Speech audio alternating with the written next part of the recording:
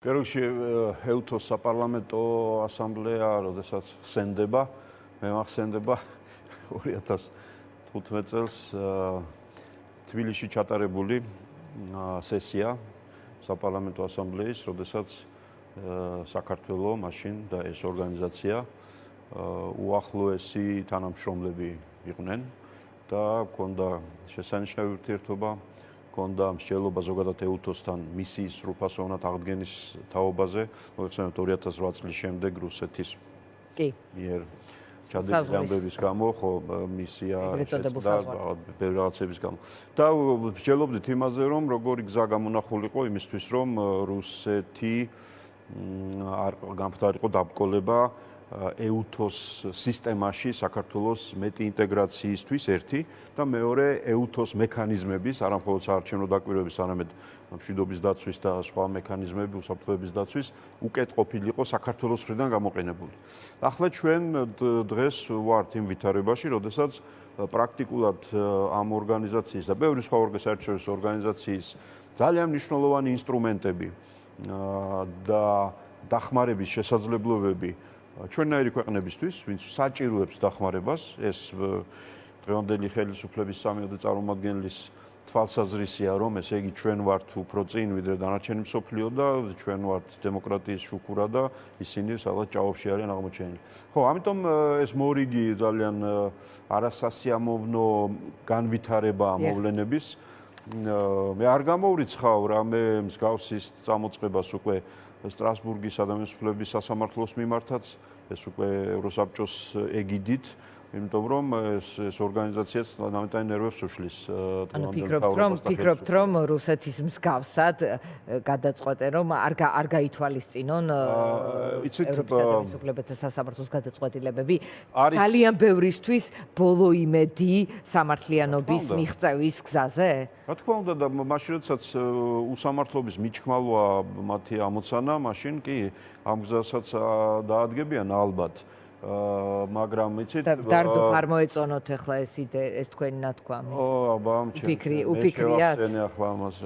რა თქმა უნდა უფიქრიათ, იცით ხალხური სიბრძნეა, რომ ადამიანი ნამუსე ერთხელ თუ აიღებს ხელს, მე ყველაფერი მარტივია და ადვილია და უკვე განსაკუთრებით საერთაშორისო ასპარეზზე ბოლო წლების განმავლობაში რაც ქართულმა ოცნებამ თქვა და ქნა, ეს ყველაფერი უკვე საკმარისია იმისთვის, რომ მათ სრულად კონდეთ მოშვებული საერთაშორისო პოლიტიკური მუხრუჭები, სინდისი, მათ შორის ისი რაღაცა თითქოს სპეციალისტებიც კი იყვნენ ზოგიერთი მათგანი და დიდი ხანი ისეთ ორგანიზაციებში მუშაობდნენ, რომ მათ ყველაზე უკეთ უნდა იცოდნენ არა მხოლოდ იმ ორგანიზაციების საჭიროება საქართველოსთვის, არამედ საქართველოს არსებობის შეუძლებლობა ამ ორგანიზაციების მტკიცე მხარდაჭერის გარეშე.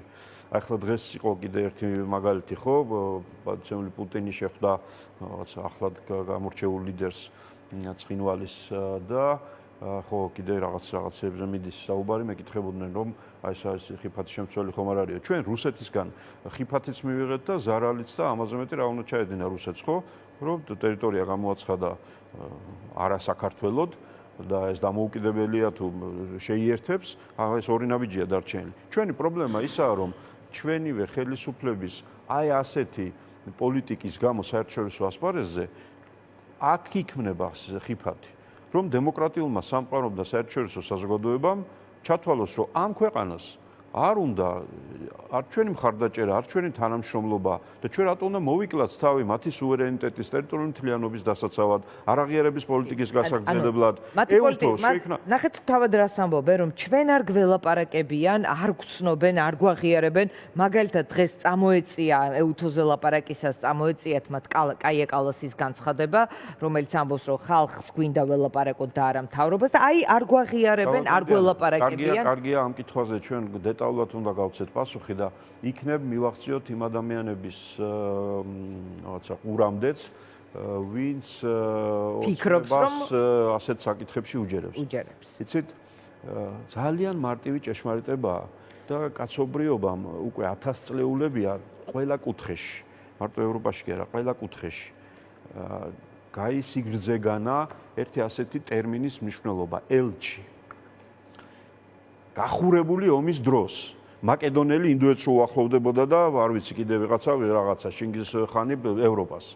იმ მომენტშიც კი ასეთ დაპირისპირების დროსაც კი არსებობდნენ ასეთი ადამიანები, ელჩი ერქვა მათ, რომელიც იყო ხელშეუხებელი, რომელიც იყო წარმომადგენელი იმ მხარის, ეს სახელმწიფო იყო თუ მეფე იყო თუ ვინ იყო. და ამ ელჩთან ურთიერთობაში მეორე მხარე ურთიერთობდა იმ მილიონობით ადამიანთან, ვის ქვეყანასაც ეს წარმოადგენდა, იმ თავრობასთან და ასე შემდეგ. ახლა ამ ფონზე ნებისმიერი დღე საქართველოსი გადავხედოს, ვისაც უნდა რომ გაიხსენოს, ნებისმიერი დღის მთავარი ნიუსები და თუ აღმოაჩენენ ერთ დღეს, როდესაც ქართული ოცნების უმაღლესი წარმომადგენლები, მთავრობის და პარლამენტის, ან ევროკავშირის ელჩს, ან ევროკავშირის ქვეყნებს, ან ევროკავშირს მთლიანად არ მოიხსენიებდნენ. ამერიკის ელჩისაც არ აკლებდნენ, როცა აქ იყო კონკრეტულად. რა თქმა უნდა, ახლა რადგან ევროპაზე ვსაუბრობ და კალასზე ვსაუბრობ, ამიტომ ვამახვილო ამ ყველას. ანუ ამის მთქმელი, ამის გამკეთებელი, ასეთი შეურაცხყოფის მიმყენებელი, ეხლა მარტო ელჩებზე ხო არაა საუბარი, გადავალთ ევროპარლამენტზე, ევროკავშირის პარლამენტზე, მათთან დაკავშირებით რა საუბრობენ. კომისრებზე, ევროსაბჭოზე, რომ ესე საქართველოს იტანჯება და იჩაგრება, იმიტომ რომ რაღაც ვითომ უსამართლოდ ეპყრობიან, რომ ისინი ბიუროკრატიაში არიან ჩახშობილნი, დიდ ბრიტანეთში დასრულდა დემოკრატია, იმიტომ რომ სანქციაზე იფიქრეს აქეთ. გერმანია ასეთ მარტო გერმანიის ელჩთან დაკავშირებით ნათქვამი ყველაფერი ეს ახლა თუ ვინმე მარიცის თავად არ უშვებენ სიგნალებს, რომ მათთან ლაპარაკი. არა თუ სიგნალებს არ უშვებენ, პირიქით აკეთებენ ყველაფერს იმისთვის, რომ იქიდან წამოვიდეს ასეთი განცხადებები. დღეს ამას ახალი მარგალიტი მოყვა. შეხედეთ, ესე იგი, სტანდარტად საქართველოსთან ურთიერთობაში მაშინ ვინ არის, ხო, უკეთესი და პირნათელი, ევროკავშირი თუ არ არის კარგი და არ არის პირნათელი. მაშინ ვინ არის? და თურმე რუსეთი. რუსეთს მხოლოდ 20%-ია საქართველოს სუვერენიტეტის არ აქვს აღიარებული თუ შელახული და ისინი მთელ 100%-ს ლახავენო. უყურეთ, რუსეთი თურმე 5ჯერ უკეთ იქცევა საქართველოსთან მიმართებაში, ვიდრე ევროკავშირი და ევროპული სახელმწიფოები.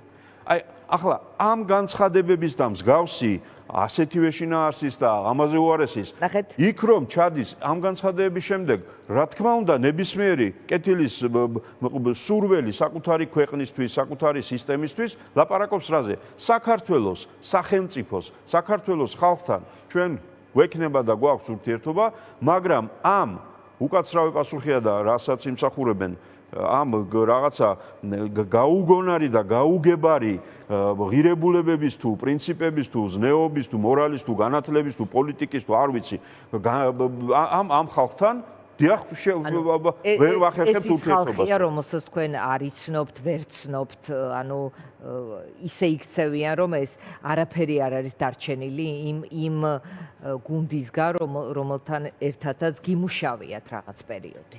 იცით, სახელისუფლებო სისტემა, არასწორი სახელისუფლებო სისტემა, სწორ ადამიანებს გაცილებით მძიმე რაღაცებს მართებს, ვიდრე არასწორ ადამიანებს. არასწორი ადამიანებისგან რაღაცა დიდ ცვლილებას არ ელი, ხო, ვიღაცა კორუფციაში იყო ჩაფლული, ისევ კორუფციაშია, ვიღაცა ძალადობაში იყო, ისევ ძალადობაშია, მაგრამ წესიერ ადამიანებს გუშინ რომ ვიცოდით და გვეგონა და ვფიქრობთ რომ ასე იყო. ვისგანაც იმედგაცრუება მიიღეთ. ეხლა გვარებზე ჭორაობა არ მინდა ბოდის ვიხდიან. კი ბატონო, არის ამიტომ რომ რა მნიშვნელობა აქვს არასწორი უწესო სისტემა ამ თავის ხო გვაქვს ეს გაგონილი ტერმინი, რუსული ტერმინია, მაგრამ ხორცისაკე მანქანაში ატარებსო. კომუნისტების დროს ყველა ადამიანი, ვინც კომუნისტურ თანამდებობაზე იყო, ან კგბ-ში მუშაობდა, დაბადებიდან და გენეტიკურად კი არ იყო ასეთი, ან ჯალათიდან ვიღაცა. ამ სისტემამ მივიყვანა იქამდე, რომ მაგალითად ევროკავშირში საელჩოს ერთ-ერთი ყველაზე ხანგრძლივად მომუშავე ადამიანი, დიახ ბოჭორიშვილი, რომელსაც ესე იგი პერსონალურად იცნობს ბევრს და პერსონალურად იცნობდა ბევრი და იქ იმ სისტემაში მყოფი ყველაფრის მცოდნე ეტიკეტისაც, პოლიტიკისაც, ურთიერთობისაც, ისტორიისაც, საიდან მოვიდა საერთოდ საქართველოს ევროკავშირის ასეთი მჭიდრო ურთიერთობა, საიდან გაჩნდა, რატო ეს ყველაფერი იციან. ხო, მაგრამ ასე იქცევიან. იმიტომ რომ ეს არ არის მხოლოდ რაღაცა ინდივიდის თემა. ეს გაცილებით დიდი პრობლემაა. იმიტომ რომ ეს სისტემა ათასობით ადამიანს წარმოაჩენს იმ კუთხით, რომელსაც თითქოს ჩამობანილი აქვს. აღზრდაც, ზრდილობაც, განათლებაც, რაღაცა სტრატეგიული აზროვნებაც, იმის გააზრებაც, რომ ხვალ ზეგ დღეები გათენდება და აღარ იქნებიან ხელისუფლებაში და უნდა გაგრძელდეს ცხოვრება. როგორ გაქვთ ეს ახსნილი თქვენ? მათ არ სურთ ევროკავშირთან არანაირი ტიპის ინტეგრაცია, თუ მათ სურთ ეს პროცესი იყოს იმ პირობებით, რომ იყვნენ ისინი და ამას შეეგუოს დასავლეთი, იმიტომ რომ ჩვენ ვართო ხელი დღეს შალვა პაპუაშვილმა თქვა, რომ ეგ ასე სად არის ახლა ჩვენ ამ ხალხს ელაპარაკები და მთავრობას არა, ჩვენ ამ ხალხს წარმოვადგენთ, მათი არჩეული. ევროკავშირის საგარეო საქმეთა მინისტრების შეკრებაც იყო და დღეს ფართოდ ციტირებადი იყო ლუქსემბურგის საგარეო საქმეთა მინისტრი, ეს ხალხი არჩეულია და ველაპარაკოთ ჯობია, მათ იციან რა უნდა გააკეთონ და ასე შემდეგ, მაგრამ ჯობია ველაპარაკოთ. თქვენ მაინც რომელ მიდგომას წინასტუმართანაც დავსვი ეს კითხვა. ასეთებს ელაპარაკონ და ლაპარაკით რაიმე შეიძლება შედეგი იქნას მიღწეული თუ სწორია მიდგომა რომ ამ ხალხთან აღარ ღირს საუბარი. მათი არჩევანია ტივტივი. ოცნების, დიახ. მათ საკმარისად თვლიან რომ საკმარისად დააღწიეს თავი მუდმივ და ყოველდღიურ ურთიერთობებს. ეს მუდმივი და ყოველდღიური ურთიერთობები მათთვის იყო სუპერ არაკომფორტული, იმიტომ რომ ამ ურთიერთობებში ევროკავშირის და ევროკავშირის სახელმწიფოებიც მათ მიუთითებდნენ იმ დოკუმენტებზე, რომელზეც საქართველოს ხელისუფლებებს აქვს მოწერილი ხელი და ვალდებულება პოლიტიკური უფლებების დაცვა იქნება თუ სასამართლოს გადაწყვეტილებების თუ საარჩევნო სტანდარტების ნებისმიერ ამ ყველაფერზე მიუთითებენ. ამ სისტემას საკმარისად დააღწიეს თავი დღეს ამ წუთის მდგომარეობით. ისინი არიან მაინც მათთვის, ხო?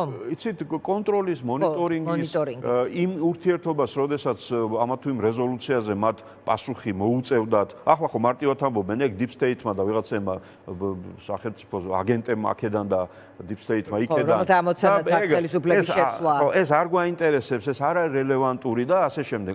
ამ ურთიერთობებს დააღწიეს თავი. დღეს არიან კომფორტულად და ამას დაარქვეს სუვერენიტეტის ხო დაცვა. ხო, სუვერენიტეტის ოღონდ იმ შემთხვევაში, როდესაც სახელმწიფო თვითონ არიან. ჩვენ ნუ რა ვინ გვიშლის ხელსო, ჩვენ მოგვეხმაროსო, ჩვენ კონკრეტულად რამდენიმე ადამიანს და ამ სისტემას დანარჩენ ქვეყანა და ეს ერთ და იგივეა მათ პერსონალთან გაერთიანებით. როგორც არის? ტივტივი ეს მათთვის იქნებოდა ნომერ პირველი არჩევანი, იმიტომ რომ რა იცი რა ხდება.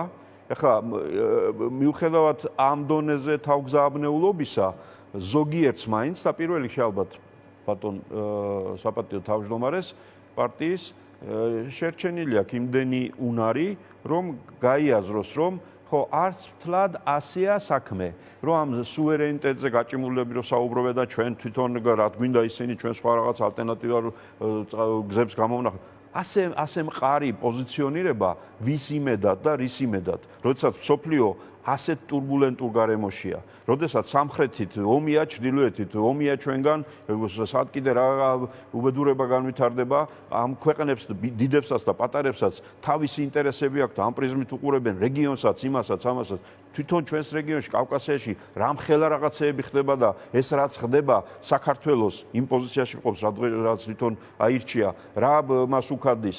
აგერ ბაქოში ჩადიან იგივე ევროკავშირის მაღალჩინოსნები, სომხეთი ამ დღეშია რომ სამიტებს ატარებს იქ ევროკავშირის და საქართველოს სად არის, სად რჩება ამ კავკასიონის მთებში შეყუჟული ვაპირებთ ყოფნას და რაღაცა მთებში გავიხიზნებით და იქ გადავიტანთ ძელბედობას. ამ ყველაფრიდან გამომდინარე, თლად ასე ხელის აქნება რომ არავინ აღარ გვინდიხართ და ასე შემდეგ. ხო, ასეც არ უნდათ. ამიტომ რახან საპატიო თავმჯდომარეს შეეხეთ, ტივტივი და ამ ტივტივისას თან ვართ თან არა, თან მოძრაობთ თქვენი მიმართულებით, თან არაფერს ვაკეთებთ. ხო, არაფერს ეს ქართველ ხალხს რასაჩვენებენ, რომ ვითომ მოძრაობთ. მაგრამ სინამდვილეში კისრის ტეხით გამოიქცნენ იმ სისტემებიდან და გაჩერებულია ურთიერთობა ინდივიდუალურ ქვეყნებთანაც 99%-თან. და ევროკავშირის სისტემასთან და სტრუქტურებთანაც გაჩერებულია, ამ გაჩერებული ურთიერთობის შენარჩუნება აი ერთი წუთი დავატრიალოთ უკან და გადავიდეთ აი ასოცირების შეთანხმება სანამ მოვაწერით ხელს. ანუ კანდიდატობის სტატუსი ეს ხო უკვე ის ამბავია, რომ მოდი აგერ ერთად ახლა ყველაფერი გავაკეთოთ. კანდიდატობის სტატუსიდან ხო წავიდნენ უკან, შევაჩერეთო მოლაპარაკებები ყველაფერი. ვიზის ლიბერალიზაციის ეტაპი, ეს იყო მანამდე ყველაზე ახლო ინტეგრაცია და იმაზე უკან წავიდნენ. ასოცირების შეთანხმება, თავისუფალი ვაჭრობა და ურთიერთობები. ბოლოს ამბობდნენ, რომ ასოცირების დღის წესრიგს მიუყვებითო სხვათა შორის. ხო და ახლა უყურეთ, აი ასოცირებამდე რომ ურთიერთობა იყო უშუალოდ ევროკავშირთან, აი ეს ურთიერთობა ალბათ მათთვის ასე თუ ისე მისაღები იქნება ტივტივის დონეზე. თუმცა მათ ის ვითარება რაც დღესაა, კიდევ მეორე ალბათ საპატიო თავმჯდომარე ხშირად არც თუ ესე იგი საპატიოდ ეპყრობა იმ ხალხს, ვინც ვერაფრით ვერ მოახერხა რაღაცა მოჯადოებული წრის გარღვევა. მათი გადმოსახედიდან, რომ საკუთარი სიმართლე ვინმე ერთ ქვეყანაში, ერთ პოლიტიკურ პარტიას, ერთ ვიღაცას მაინც დაუმტკიცებს. ანუ საპატიო თავმჯდომარეს თან უნდა რომ ამ გუნდმა უკან იაროს ამ გზაზე და თან უნდა რომ ვიღაცამ გარღვევაც მოახდინოს, ანუ ასეთი, ვთქვათ, ასეთი მრავალმხრივი ეგულება ვინმე? იცით, არჩევანი დაიტოვა, რომ სხვა ეგულებოდეს ვინმე, ვინც დაიტოვა, იმათთანაა და ამიტომა როგორც ჩანს ორ კვირაში ერთხელ ძალიან გაბრაზებული, რაც მე მათ განცხადებებში და ქმედებებში იგრძნობა, ამას ჩემი აზრით სხვა ვერაფრით აიხსნება და არაფრით აიხსნება ეგრეთ წოდებული საბოტაჟის საქმეზე ის ზიგზაგები, რაც ხელისუფლებამ გაიარა, იმიტომ რომ პირველი თვეების განმავლობაში, როდესაც თვეში 1 საათი იკრიბებოდა სასამართლო და ახლა კვირაში 3 დღე ტარდება, ეს მაშინ, როდესაც სასამართლოში საქმის განხილვის პირველი წუთიდანვე პროკურატურა გამოძიება კუდი, სუსი, ყველაფერი დამთავრებული ჰქონდა და მაგიდაზე იდო ყველაფერი. ანუ არაფერი საქმე არ ჰქონდა გასაკეთებელი, გარდა იმისა, რომ სასამართლო დარბაზში მომხდარიყო ამ პროცესის ნაწილი. მაშინ შედგა სხვა გრაფიკი, შემდეგ შუა ახლა ეს გრაფიკი აჩქარდა ეს პროცესი. ხო, ეს პროცესი აჩქარდა პრემიერის ცნობილი ბრიფინგის დღეებშივე, გახსოვთ ის, როდესაც რამდენჯერ ახსენა რეკორდული მაჩვენებელით საპატიო თავმჯდომარე ივანიშვილის სახელი. ანუ რაღაცეები ხდება, მე არ ვიცი, მაგდენი თქვენ კარგად ეს ბმა არ ვიცი, არ დავკვირვები ვარ, ანუ როდესაც გამოვიდა ბრიფინგზე და ქებადიდება მიუძღვნა ბატონ ივანიშვილს, ამის შემდეგ დაჩქარდა ეს პროცესი. ეს არის ის დღეები, როდესაც პროცესი უფრო კარგად აგვიხსნათ რა ბმა არის ამ ორ საქმეს ერთმან, ამ ქებადიდებას და ამ საქმეს ერთმანეთთან. არ არის საჭირო ესწრებოდა იმ შეხვედრებს, რომ მე მოქმედებიდან დასკვნა გააკეთო. ოდესღაც რაღაც შეხვედრებს ესწრებოდით კი არა და ახლოს იყავით და მეტი დასკვნის გაკეთების რესურსი. თავისთავად ამ საქმეს რომ შევხედოთ, ესე იგი ამხელა მასშტაბის დანაშაული გახსნეს, ხო ასე გამოგვიცხადეს, რომ თუ კი ვინმე პოლიტიკური ლიდერი გვარდასახელი ვიცოდით, ახლავს როდესაც ვსწავლობთ, მაგრამ თუ ვინც ვიცოდით, ყველა ჩაყარეს ერთ საქმეში და ან უკვე ციხეში ყოფები სხვა მიზეზების გამო და სხვები. ამ ხელა რეზონანსული და ამბავი საქმე პროკურატურამ და გახსნეს და ახლა ვინმე სჯერა ერთ ცალ ოცნების რაც არ უნდა თავგადაკლული ხარდამჭერი იყოს, რომ მერე მოსამართლემ გადაიდო ფეხი ფეხზე და ამ ხელა მნიშვნელობის საქმეზე გამოაცხადა, რომ თვეში ერთხელ შევიკრიბებით ხოლმე და ასე განვიხილავთ ამ საქმეს. იმ ტიპის გრაფიკი იყო, რომ ჩემთან სტუმრები ამბობდნენ, რომ რაღაც რამდენიმე 10 წელი გაგრძელდეს ეს საქმე. ასე შთაბეჭდილებას თხოვებდა დასაწყისად. ანუ ასეთ ტემპთან მართლმსაჯულებას რომ არაფერი ქონდა საერთო, ხო? და სასამართლო სისტემაში შეუძლებელია რამე არგუმენტი და მოსაზრება ყოფილიყო, რომ ასე გავაკეთოთო.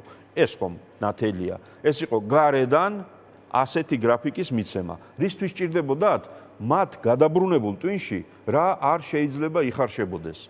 რაღაცას ელოდნენ იქ არის ამერიკასთან დალაგებას თუ იქ ვიღაცასთან რაღაცას თუ ორბანის არჩევნებს რას გაიგებ მაგასაც მეორე რატომ ეს თქვა ჩქარ რეჟიმზე რატომ გადართეს მეორე უფრო კიდე უფრო დამაჯერებელი არგუმენტი რომ მე როდესაც უცებ გადაწყდა რომ ამ გაგანია ზაფხულში, როდესაც როგორც წესი სასამართლო საქმეების ინტენსივობა იკლებს, იმიტომ რომ ყველანი მშობლებების მიდიან და მოდიან და არა შუა ზაფხულში, ეხლა სასწრაფოდ უნდა დავიწყოთ ამ საქმის გაგანხილა. ახლა ესეც საქმის გამხილველი მოსამართლის თავში მომწიფდა ასეთი უცებადი ცვლილება გამორიცხულია. ესე იგი გარედან, ესე იგი პოლიტიკური დაკვეთა და პოლიტიკური ჩარევის, გაწელვაც და აჩქარებაც იყო მართული ცხადია. კი ბატონო, და ეს ყველაფერი ისევ და ისევ რაღაცეები იყრის ხოლმე თავს ერთად. იმ პერიოდში იყო რუბიოს ცნობილი კომენტარი საქართველოსთან ურთიერთობაზე, იმიტომ რომ თითქოს რაღაცა გარღვევას ელოდნენ, რაღაცა შეხვდნენ, რაღაცა მოხდა, მაგრამ იქიდან იყო ძალიან ისევ მკაფიო პასუხი დიპლომატიურად. რა უნდა გააკეთო? დიპლომატიურად იგივე, რასაც კალასი ამბობს, თუ რა ვიცი, ნებისმიერ ამბობენ, რომ ვიცით რა, ჩვენ ყოველთვის მზად ვიყავით და მზად ვართ. თქვენ გაწყვიტეთ ყველაფერი და თქვენ ჩაწყვიტეთ ყველაფერი და იცით რა უნდა გააკეთოთ. თქვენი ლოგიკით მე ვხვდები, რომ თქვენ ამბობთ, რომ ლიდერების საქმის, ეს თქვათ, ახლა დაჩქარება არის შანტაჟით თუ რაღაცნაირად გარეგზავნილი, რომ ამათ ჩავყრი ციხეში, ვინც არის იმათ გაუგზელებ, ვინც არ არის კიდევ ერთხელ დამელაპარაკეთ, ეს გზავნილია? თუ ტივტივი უნდა, ტივტივი და ლაპარაკი ერთად როგორ არის? უფრო მეტად აგვიწერეთ. დამელაპარაკეთ არ არის ეს ჩემი აზრით ამ მომენტის დაულაგებლობაზე? ამ მომენტის აღწერა არ არის დამელაპარაკე, იმიტომ რომ წლების განმავლობაში, ბოლო წლების განმავლობაში სწორედ ჩვენი სტრატეგიული პარტნიორები, ინდივიდუალური ქვეყნების და საერთაშორისო ორგანიზაციებიც იყვნენ სუპერ მოწადინებული და მონდომებული, რომ დავილაპარაკოთ.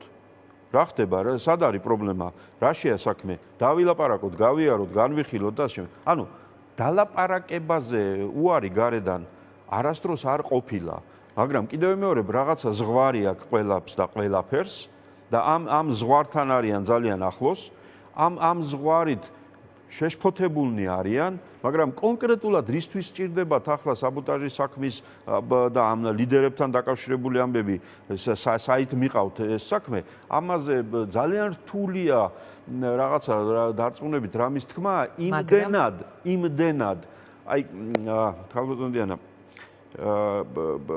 ავიცი ფეხბურთების დრო არის და კი ბატონო. ეს მიყვარს ძალიან ეს საქმე, ყურება თამაშობ. ხო და იცით ვიღა რომელიღაც გუნდს რაღაც ტაქტიკა რო აქვს, ან ისეთი ფეხბურთელი ყავს, რაღაცას მესი ყავს, რაღაც მეორე მხარე იწყებს ახლა გააზრებას, ესე იგი, ხო, ეს ხალხი თავის ინტერესის მისაღწევად ასეთ მსვლებს გააკეთებს, ასეთ ითამაშებს და მე საპასუხოდ რაღაცას ვაკეთებ. ანუ ფეხბურთის მოედანზე ფეხბურთს სათამაშოდ გამოსული გუნდები, მწვრთნელები, ფეხბურთელები პროგნოზირებენ. ეხლა იმან სამი კაცი დააყენო აქეთ, მეც იქ უნდა დავაყენოთ. ახლა უყურეთ. წარმოიდგინეთ, ესე იგი, მთელი სამყარო ფეხბურთის ტერმინოლოგია რომ მოვშველიოთ, ხო? ფეხბურთის მოედანზე ფეხბურთის სათამაშოთაა მზად, თავისი წესებით, პრინციპებით, თავის ყველაფრით. და აქედან ესენი რა ვიცი, ხემბურთს თამაშობენ, ან შუბის ყორცნას თამაშობენ. და როგორ გინდა ახლა აქ გამოიცნო, განსაზღვრო, რას ჩაიდენენ. გახსოვთ კვირიკაშვილის ბოლო ამბები. UNICEF-ის ბავშვთა სიყვარულის კვლევა ეს რა დღეში ყოფილა ჩვენი ბავშვებიო.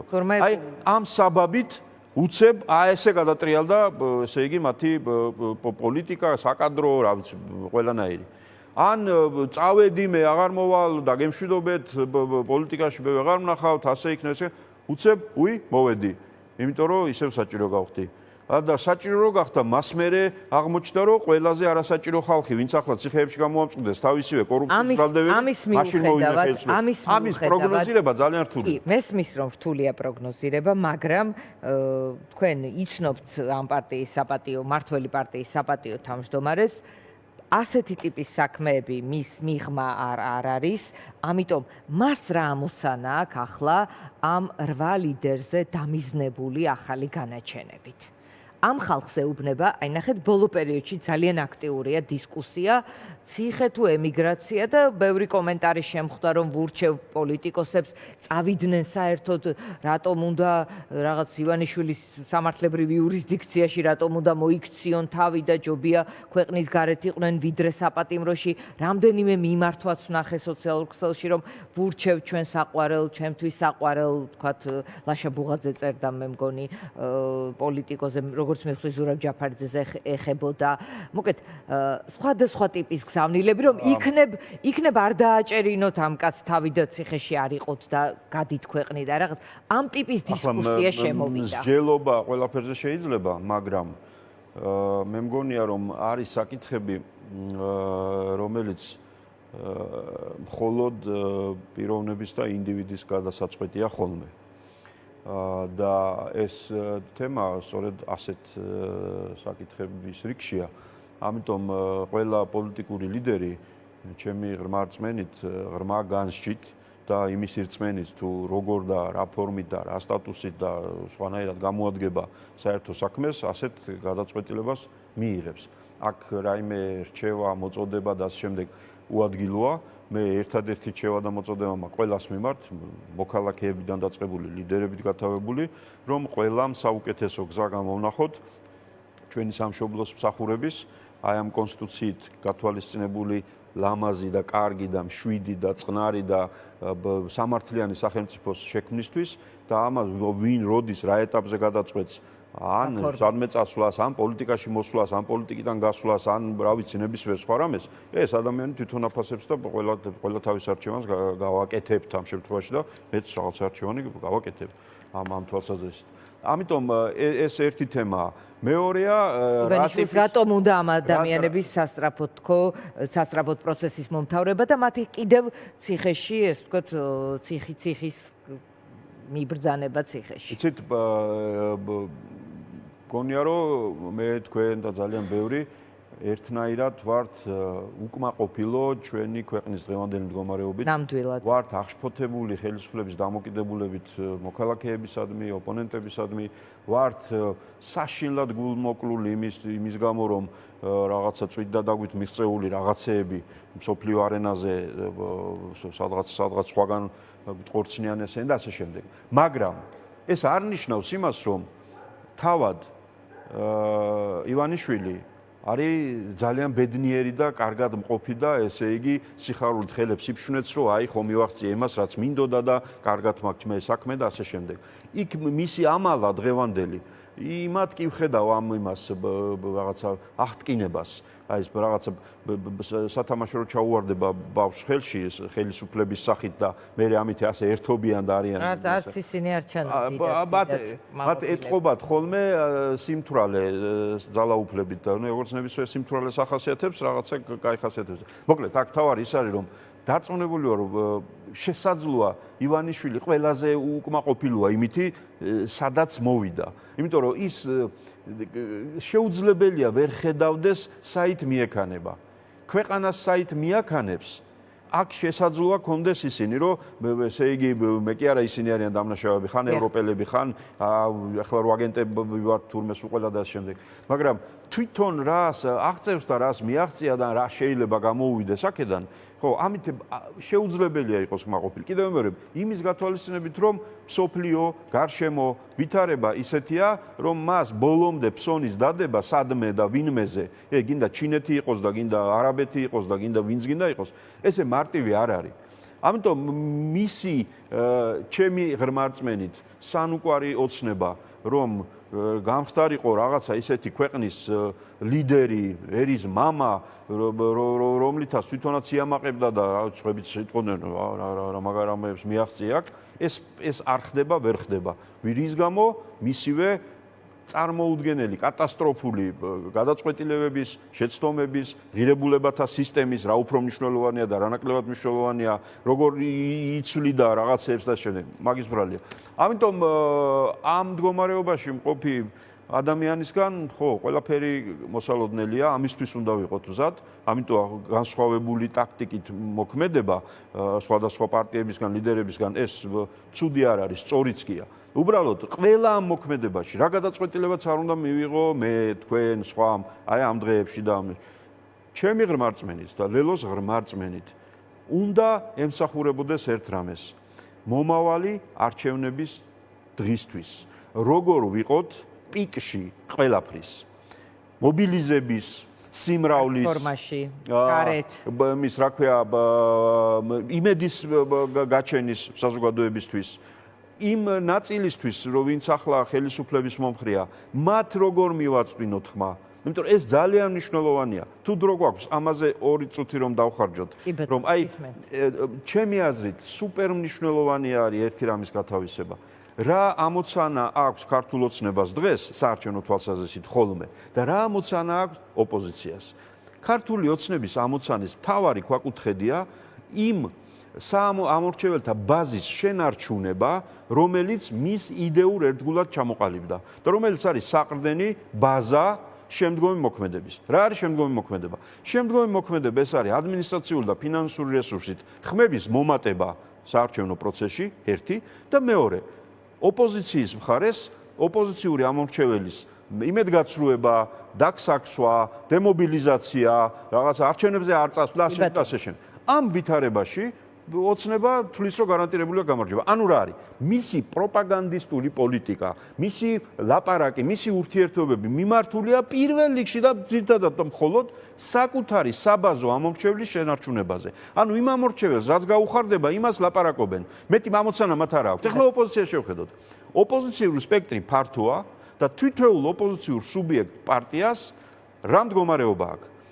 არც ერთს არ ყავს საბაზო იდეური ამომრჩეველი ჩვენი იმდენი, რომ თამამად თქვათ, რომ აგერ ეს ამხელა არმია უკვე ყავს, რომელიც ღირსეულ ბრძოლას გაუმართავს ოცნებას, იდეურ ამომრჩეველს და ასევე გამოასხივებს იმის ძალას, რომ ადმინისტრაციული ფინანსური რესურსის მსხვერპლი ვინც ხდება ხოლმე, ის გამაგრდეს და მართლა არჩევანი გააკეთოს. ოცნების ამორჩეველი მერყევი ვინცაა და ვინც ხედავს რომ ევროპაში არ მივდივართ, მაგრამ მაინც იქით მიყვება, აქეთ წამოდის. ანუ რა, ოპოზიციური პარტიის ამოცანა არის არა მხოლოდ თავისი საბაზოს შენარჩუნება, არამედ სხვა დღეს რო შენი ამორჩეველი არ არის, იმის მომხრობა და იდეურ მხარდამჭერად ქცევა. იმიტომ რომ ოპოზიციურ პარტიებს არც ადმინისტრაციული რესურსი გვაქვს, არც ფინანსური რესურსი გვაქვს და ამ ხრიკებით ვერავის ვერ გადმოვიბირებ. ეხლა უყურეთ. აი, თავარი ამბავი ამაშია. ოპოზიციური ლიდერები, პოლიტიკური პარტიები თუ გავაგრძელებთ, რასაც ვაკეთებთ, ჩემი აზრით, უფრო ხშირად, ლელო ცდილობს, ჩემი აზრით, ყველაზე უკეთ, მაგრამ კიდევ არასაკმარისად, რომ ჩვენი საუბარი, ჩვენი სტილი საუბრის, ჩვენი ფოკუსი იყოს მიპყრობილი არა მხოლოდ ჩვენს უკვე საბაზო ამორჩეველზე და სხვა უკვე ოპოზიციურ ამორჩეველზე, რომ იმ პარტიას კი არა მე მომცეს ხმა, არამედ იმ ხალხზე, რომელიც არის მოწყვლადი ადმინისტრაციული ფინანსური რესურსით ხელისუფლების და ვინც არის ხელისუფლებისთვის ხმის მიმცემი. ეს ძალიან მნიშვნელოვანი განსხვავებაა. თუ ამას ვერ მოვახერხებთ, გინდა უცხოეთში წავიდეთ, გინდა ციხეებში, გინდა თქვენს ეთერში ვისყდეთ, მთელი დღე, თუ ჩვენ გაგვიგებს და ჩვენი კომუნიკაცია იქნება მიმართული მხოლოდ ჩვენს მომხრეებზე და ოპოზიციურ ხალხზე, ოცნების ამომრჩეველს რა ტიპის ეპითეტებით მოიხსენიებს, ბევრი ოპოზიციონერი ლიდერისგან მომისმენია, ასე რომ ეს თავად გაირთულეს ამ ადამიანებთან ლაპარაკის. ხო, იცით, ემოციურად ასე იყო განწყობილი მესმის, მაგრამ უბრალოდ რაციონალურად თუ დავფიქრდებით, ისევე როგორც ნულია შანსი იმისა, რომ ესე იგი უცხო ქვეყნის აგენტებად მონათლულ ხალხში ხმა მიიღოს ოცნებამ, ანუ აქეთ ვინმე ისე დარწმუნდეს, მართლა ყოფილი ვარ უცხოეთის აგენტი, მე კიდე პატრიოტობა მინდა და ესე იგი იქ უნდა წავიდე. როგორც ამის შანსია 0, ისეა 0 შანსი იმისა, რომ 100,000-ობით ადამიანს თუ ჩვენ ნახირიან რუსიან, ან მონახარ, ან მოღალატე ხარ, ან გაყიდული ხარ, იმის ამიტომ ამოცანა ჩვენც რო ყავდეს ახლა ლელოს რო ყავდეს 35% საბაზო ამორჩეველი, შეიძლება მე თქვა რომ მოიც ახლა რა დროს ვიღაცასთან ფერების დროა, მე საქმე მაქვს საკეთებელი და წავედი და ესე იგი ეს უნდა გავაკეთო. ბატონ დავით, მოკეთ ელოდებით მალე ამ გადაწყვეტილებას ამ საქმეზე, ეგრეთ წოდებული საბოტაჟის საქმე როგორც არის და ლიდერების საქმეს ვეძახით ხოლმე დიდწილად მედიაში, რომ უფრო ახსნადი იყოს ელოდებით პატიმრობებს ამ საქმეზე. თუ რა იცით როგორ შემოbrunდება საგარეო საშინაო კონტექსტია, იმიტომ რომ ყველაფერი არის კონტექსტების მიხედვით საპატიო თავმჯდომარისთვის. ჩვენ რომ უკვე თვალწინ არ გქონდეს ის განვითარება, რაც მოხდა, დაიწყეს დიდი იმით იუცებ ყველას ბრალი დასდეს და გახსნეს საქმე უზარმაზარი და ზარზეიმი, მერე შენელება, მერე დაჩქარება, ეს რას ნიშნავს? რომ პროგნოზია რთული, იმიტომ რომ რატომ არ შეიძლება ისევ შეანელოს. ვიღაცას უჭირავს პულტი. ისევ არ გააგრძელოს. ამიტომ მაგ მიმართულებით ყველაფრისთვის უნდა ვიყოთ.